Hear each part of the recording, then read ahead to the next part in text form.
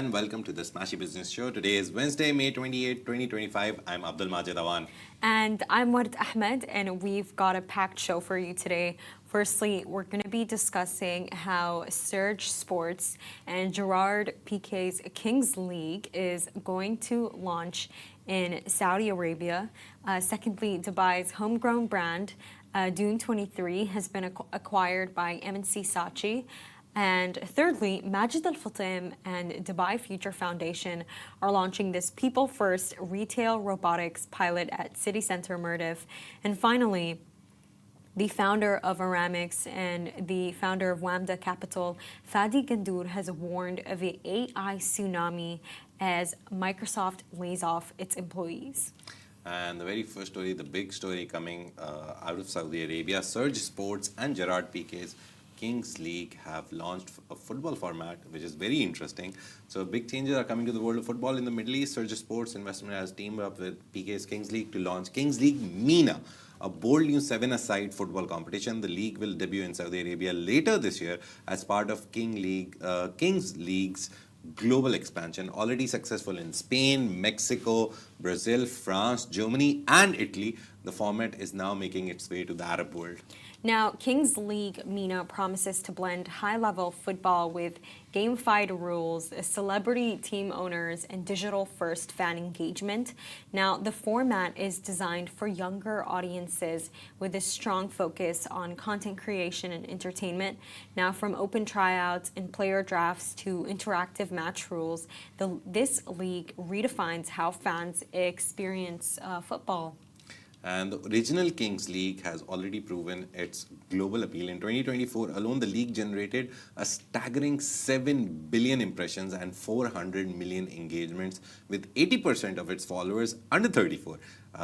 So next year I will be out of that league. And nearly 70% of Saudi Arabia's population under 30. Kings League MENA is tapping directly into a youth-driven digital culture. And we expect more details soon about the teams, league structure, and celebrity owners. So community events, open tryouts, and digital campaigns will roll out ahead of the league's kickoff, aiming to build hype and local engagement.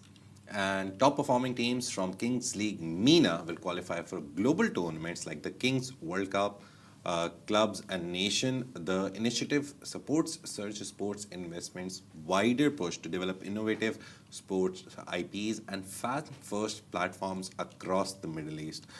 Very simply put, it's one of the coolest football tournament in the world right now, because as Ward was telling me in the morning, there are a lot of celebrities, a lot of stars play in it. They're going to have Jake Paul this year, Paul and Lamine Yamal. So it has like star power. I was looking at the rules and they're so complicated and so interesting.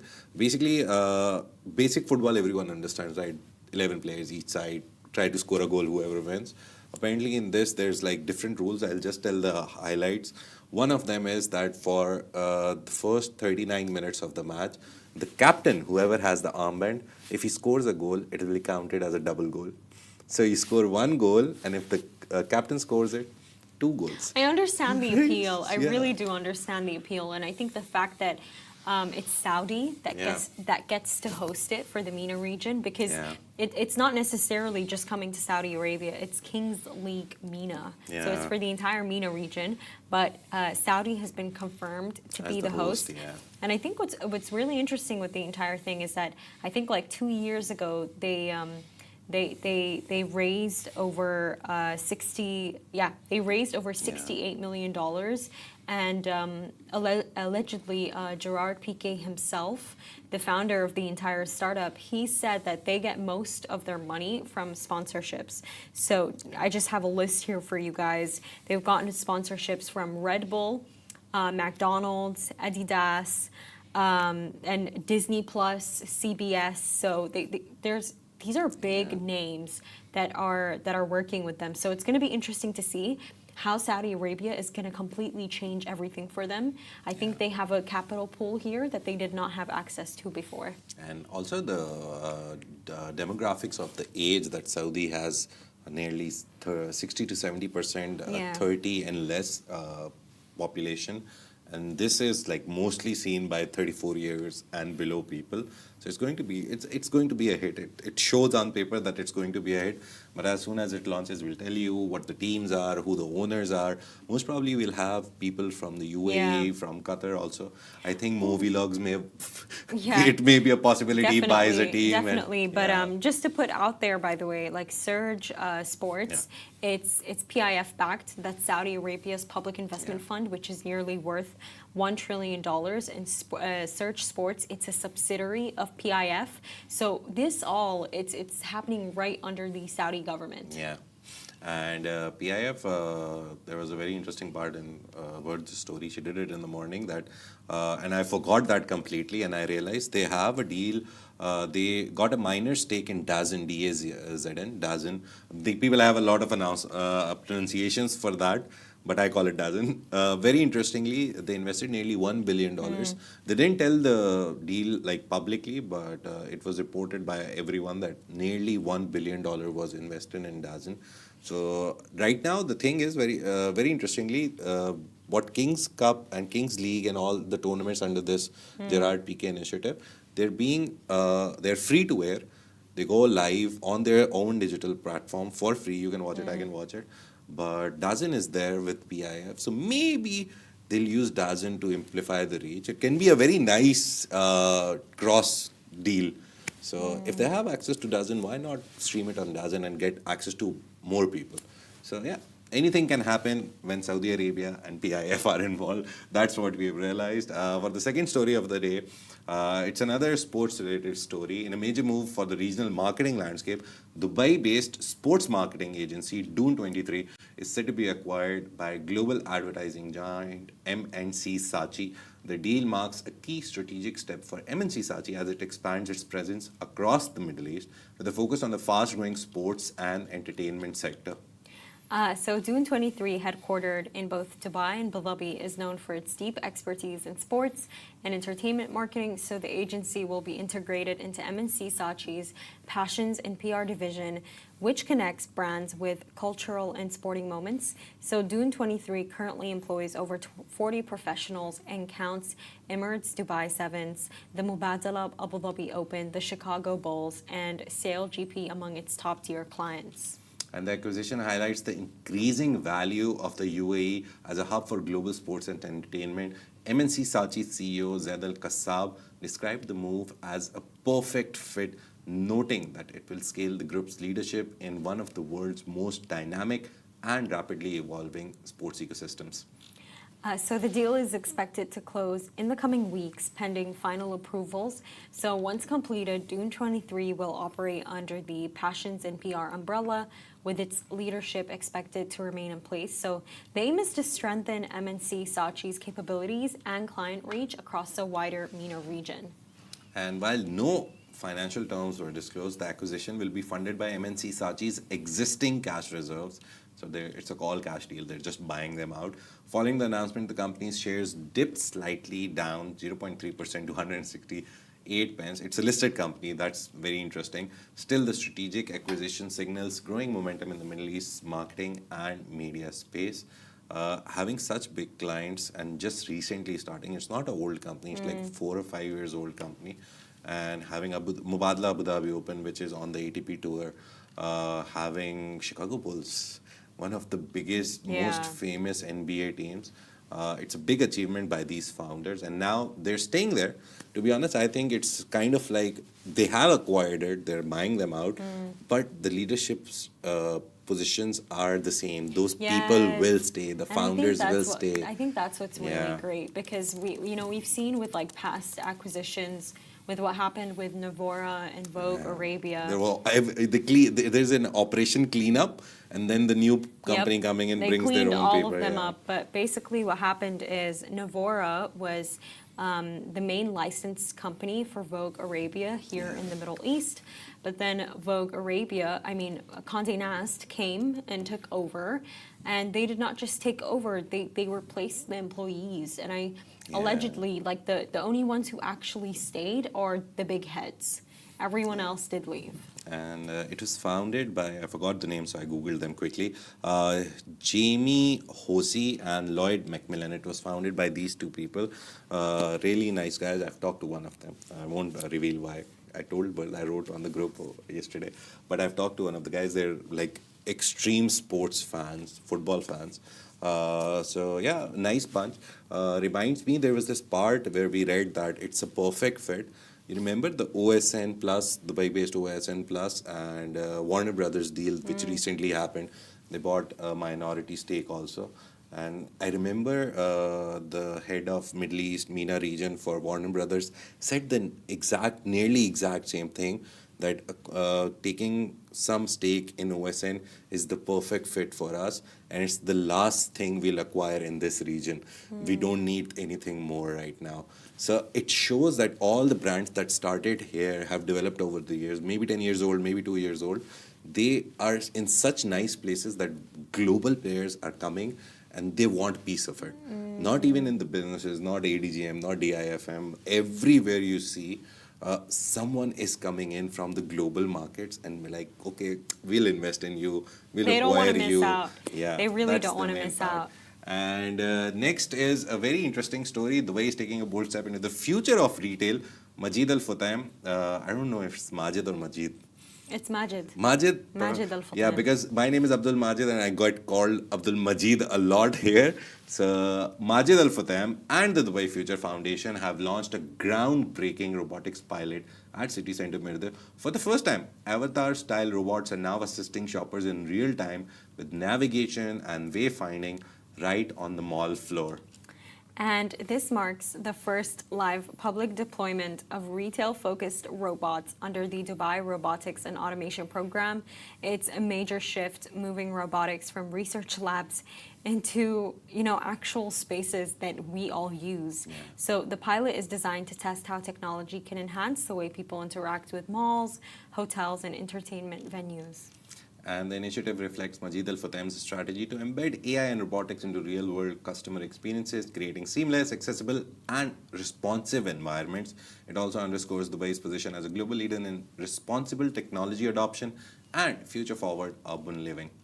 And this pilot is part of a global collaboration between Dubai Future Labs and Osaka University, supported by Japan's Moonshot R&D program. Their long-term goal to build an avatar symbiotic society by 2050 where humans and robots coexist in shared public environments. And City Centre Mirdif is just the beginning. Insights from the pilot will help scale AI-powered people-first robotics across Majid Al Futtaim's regional properties. Future phases will focus on service automation, accessibility, and personalization with strong attention to regulation and ethics. The project aims to redefine what tech-enabled urban life looks like in the region.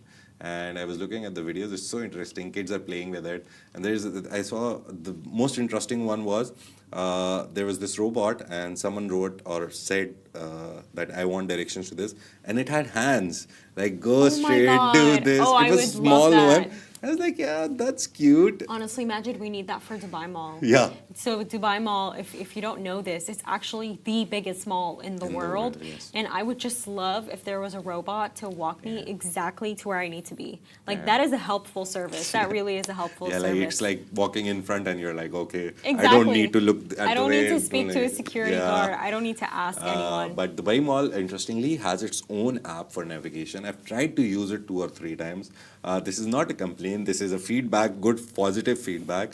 I know the company which made the app because one of my uncles works there. And he told me how difficult it was to just put out a navigation through Bluetooth and location settings. But still, the app needs a lot of updates.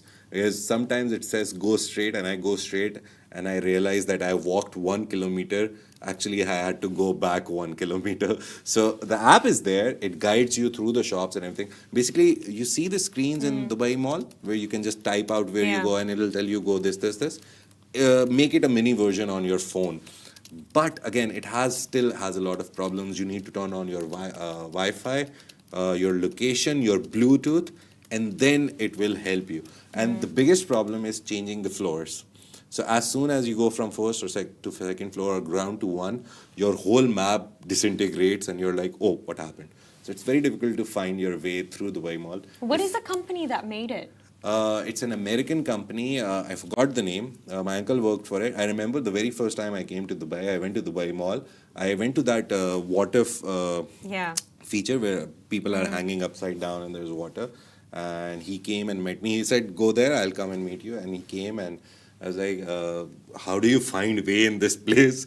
And he's like, "There's an app. We built an app." So it's an American company which works with Dubai government, under the Dubai government. They're registered as a That's subsidiary really here. interesting. Yeah, so he told me like how they had to go through the whole process.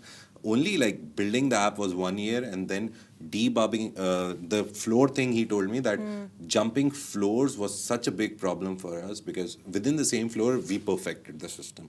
But as soon as someone moved from one floor to the other, it became a problem for our app. That was going to be my question. So somehow, I don't know the technicalities of what they did, but somehow they built it that as soon as you jump from one floor to the second, take a lift or take an escalator, it changes the whole layout and then you can jump around.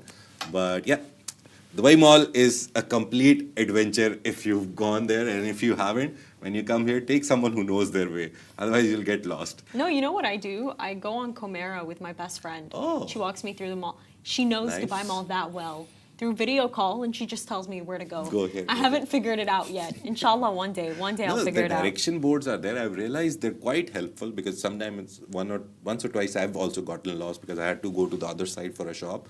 But they're helpful. But the problem is it's so big. You look at the board, it says go straight for aquarium, for example. You go straight. And then there is another board and it says go straight, aquarium. And you're like, okay, go straight. And then you go and there is another board, you're go still straight. I'm going like, straight. how much straight do I have to go to reach the I get aquarium? you. And then in your brain, you're like, okay, it's big. It's too big. But yeah, it's a good jogging area as well. I think in summers, just go and have a good walk there for By the way, half an people hour. actually do that. Yeah. No, There's they plan groups, walking. Yeah. So yeah, since we're talking about so much tech, AI is the only tech that everyone is talking about right now. It's the biggest thing that's happened in the human history. And tech entrepreneur, founder of Aramix, and the CEO and founder of Wamda and Wamda Capital, Fadi Ghandour, is sounding the alarm on the future of software development. In a recent LinkedIn post, the Wamda Capital founder wrote, "If you think the AI tsunami is not here yet, think again." He questioned the long-standing push to get everyone coding, arguing it may be time to rethink that strategy as AI begins to take over the keyboard. So layoffs, and so his comments actually followed the news of Microsoft's recent layoffs, which disproportionately impacted software engineers. And 6,000 jobs were cut globally. More than 40% of Microsoft's home state of Washington were developers. Now, the company is investing heavily in AI, while simultaneously scaling back traditional engineering roles to control costs. So just recently, they actually invested $10 billion, I believe, into OpenAI. Oh yeah. Microsoft CEO Satya Nadella revealed in April that AI now writes up to 30% of the code in some company projects. The automation is already transforming how software is built and who builds it. Other tech giants like Salesforce and Workday are also cutting engineers while hiring aggressively for AI-related roles. And beyond coders, project managers and technical leads were also among the hardest hit. So in Washington state alone, nearly 600 program management roles were cut, while Microsoft says the layoffs are part of a management delayering strategy. Data shows only modest reductions in actual manager positions. And back on LinkedIn, Fadi Ghandour reflected, it is only early days in this game-changing technology. His message, to be honest, is very clear. The rise of AI is not a distant future, but a present reality. And it's forcing industries to rethink not just who gets hired, but what skills matter most in this age of automation through AI. And yes, but what was scary. really interesting about the entire thing, and I wrote that story, is that when you actually take a look at it, I saw a bunch of videos, Majid, and basically they were these coders, and they were saying no, AI cannot make the code just like that alone. Yeah. You still need people to code it. What's actually happening is that these big tech companies are outsourcing cheaper talent, cheaper labor, and then I I saw this exclusive piece that was written by The Time, and it was basically about how there was a time where basically OpenAI employees, there was a role that they could not do because it was too traumatic. So what they did was they outsourced workers from Kenya, and they paid them $2 an hour. That is, And that's cheaper, right? that is That's crazy. way cheaper. Yeah. It's cheaper, but it's completely unfair. So Yeah. I think that's what's happening here. They're actually finding that wait, Chinese people can do this job quicker, better, and cheaper, Yeah. like from different countries. So I was even reading something actually, and someone was saying how they visited the Philippines, and then they found that a lot of the people that they knew are working for like these these Western companies. So yes, they are definitely outsourcing talent here. Reminds me of the Philippines thing that there's this very big case going on. It's not related to Middle East. We didn't cover it a lot. But there's this very big company which promised AI automated sales structures. And so you went there and you could do everything. And it said it's AI backed. Actually, people in the Philippines were working for him. So he hired nearly 600 people or something. And don't know the exact number, but I'll just check it again. But he hired people in Philippines. So what he was saying that AI is doing, actually people were doing in Philippines. And then he got caught and there was a whole drama around it. Oh my God. Yeah, so see, this is also happening that we know AI has the power to do a lot of things. It has automation powers. It can make a lot of processes simpler, easier, and it can do a lot of things that we take like 100 hours to do. It does it in minutes. But again, people are still misusing the idea of AI automation and putting people behind screens and saying, oh, this is AI. AI is doing it. Actually, people are sitting behind and doing it. And since in Philippines, the rate, again, basic salary and rate is lesser, they're getting away with it. This guy got caught. I don't know how many people will also get caught because who've tried to use that AI hype to sell a product. And that's, I think, for today. That is. But I have to go for a shoot also. That's a wrap for today, everyone. Thank you for tuning into the Smashi Business Show. Make sure to follow us across all social media channels at Smashi Business and stay ahead with our daily newsletter. You'll find the subscription link in the description. This has been a Smashi Business Show, a Smashi Business production, part of the Augustus Media Podcast Network. A big shout out to our 1.5 million monthly listeners across all platforms. You make this possible. If you're one of them, we appreciate you. Have a great day. See you tomorrow.